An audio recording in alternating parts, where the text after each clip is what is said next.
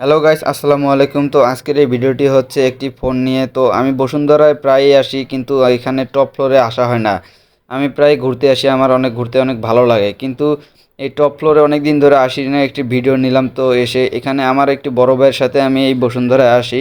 এখানে বসুন্ধরায় আসার কারণ হচ্ছে মোবাইল। এই একটি মোবাইল সে চয়েস করে এসেছে, স্যামসাং গ্যালাক্সি A55। বসুন্ধরা বেসমেন্টের টপ ফ্লোর, নিচের একদম বেসমেন্টে সব জায়গাতেই খুঁজেছি, এই ফোনটি পাচ্ছিলাম না। তো অবশেষে একটি দোকানে পেয়ে যাই, তাও আবার বক্স সহ 12 জিবি 256 জিবি। তো বড় ভাইকে বললাম যে এই ফোনটি বের করে দেখান বসুন্ধরার আর কি। এখানে বেসমেন্টে অনেক দোকান আছে, এখানে কিন্তু সেকেন্ড হ্যান্ড ফোন সেরকম একটা পাওয়া যায় না।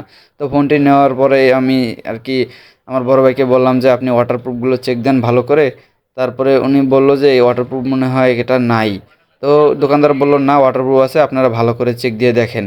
তো আমরা ভালো করে চেক দিলাম, না আসলে ওয়াটারপ্রুফ আছে।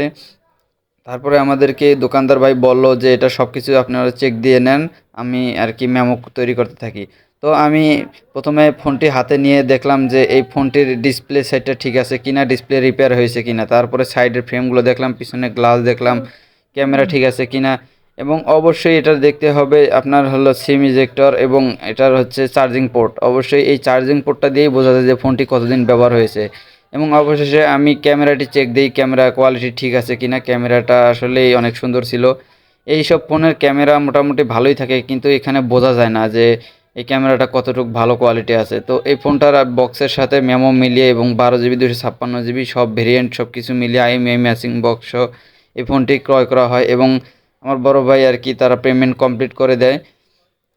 এবং পেমেন্ট কমপ্লিট করার পরে আমরা একদম উপরের টপ ফ্লোরে চলে যাই। এখানে আমরা আর কি রেস্টুরেন্টে খাওয়া দাওয়া করে আর কি নিচে চলে যাব। তো এখানে একটি মজার বিষয় হচ্ছে এই জায়গার একটি সুন্দর একটি দৃশ্য রয়েছে। এই ভিউটা কিন্তু সচরাচর অনেকেই দেখতে পায় না। তো এটা হচ্ছে 4 নাম্বার ফ্লোরে।